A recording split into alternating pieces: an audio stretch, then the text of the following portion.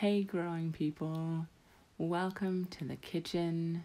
Today is all about citrus, and I've got these wonderful orange peels from the tree in the garden that I've been holding onto for a while. They've been hanging out in my refrigerator for a while, and some of them are quite dry already, as you can tell. And that is actually beneficial for the project that I am going to do with them. So I've got a lot of peels, and yes, I did eat all of these oranges. They were wonderful. So what I have chosen to do with them is to dehydrate them because I want to preserve them in a different form. So I'm just going to lay out the peels on my dehydrator tray, and I'm going to fill them up as best as I can and get them ready to dehydrate. And most of them already have all of the flesh taking off because I ate it, and there's no sense in wasting part of the orange when I just need the peel for this project. But some of these do have just a little bit of flesh left on them, and I'm just going to peel that right off so that the orange peels can dehydrate evenly.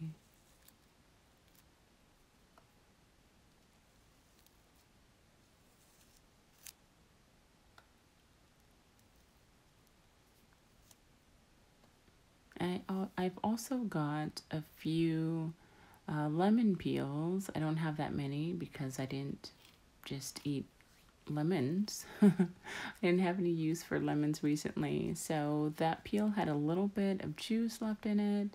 I just wanted to squeeze out the rest of it so it can be ready for dehydrating along with the orange peels.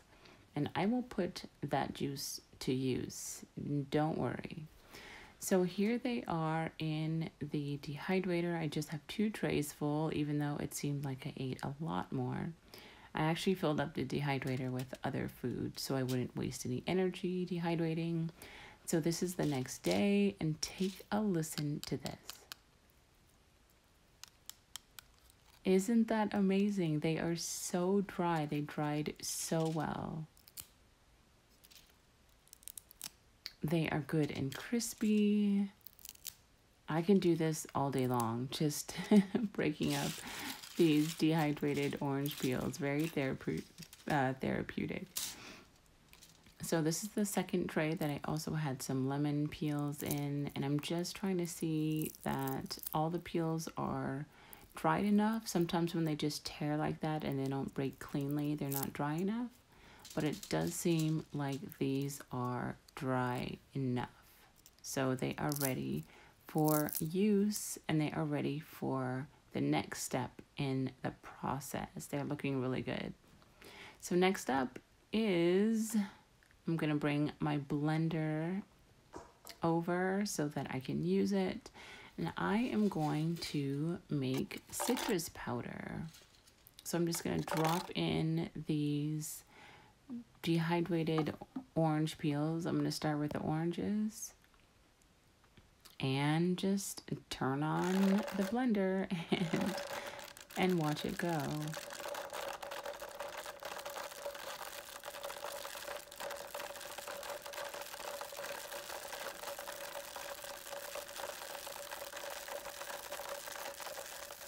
And it doesn't take too much time before it is a rather fine powder. And besides looking really pretty, it smells so wonderful also. And it's really truly a fine powder. I was kind of surprised at how fine it got.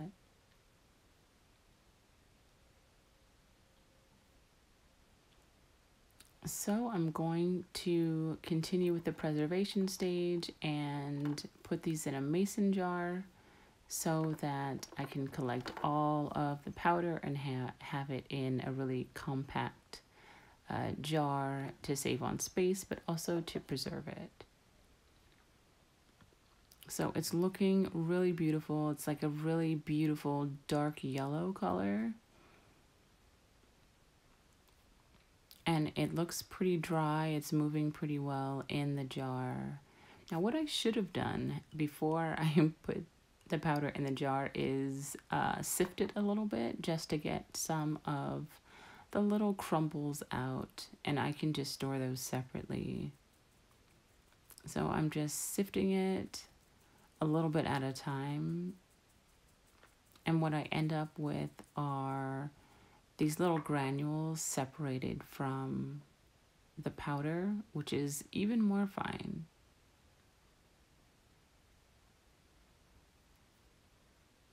And here are the granules, and they're a little bit more coarse, and I can do something separate with them than with the powder. So round 2, I'm putting some more of the peels in there, and I discovered that I really should have cut these smaller. I didn't think of that.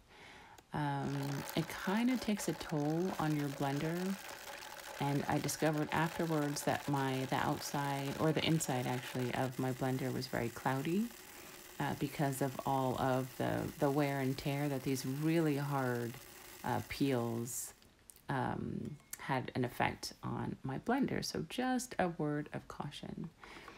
So I'm doing it properly this time and putting it in the sifter before I put the powder into the jar, and just separating the little bits from the powder. And it's going in nice and smooth, nice and easy. And that is a good amount. I think the jar is filling up pretty well. And it's a good amount of powder so far. And it's moving in the jar well, which is letting me know that it was all dehydrated properly. And this is what I have from those 2 trays of orange peels. This beautiful powder. It's like a lemony yellow powder, even though they were oranges. And I'm going to vacuum seal that and store it so I can use it in recipes, or make like a orange drink from it, or add it as a seasoning to soups or casseroles, or bake with it. And I'm going to store some also in their whole form, so that I can have just a different form of lemon or orange peel. And also the granules, I can add those to soups, and I'll find some recipes and to use those in. But I'm not done yet. I still have the lemon peels, even though it's just a little bit. I'm just putting them down into the blender, and it's really pretty when the powder is dancing around like that in the blender. So they look just about the same as the orange peels did, kind of like a yellowish color for the lemons also. And I don't have that much. I just have a tiny half pint worth of lemon powder and some granules that I just added to the orange granules. But it's a really fine powder also. The blender did a really good job, even though I kind of scuffed it up a little bit. But I'm not sorry. I think it came out really nice.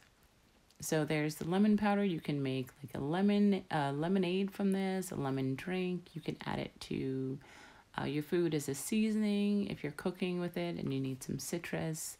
And it's just a great way to have like a condensed form of citrus on your pantry shelf.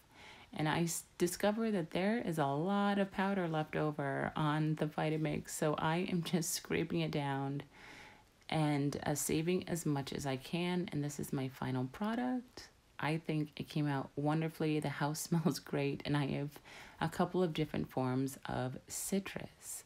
So that is all for this video. I hope you enjoyed it and learned something. We'll see you in the next video. Thanks for watching.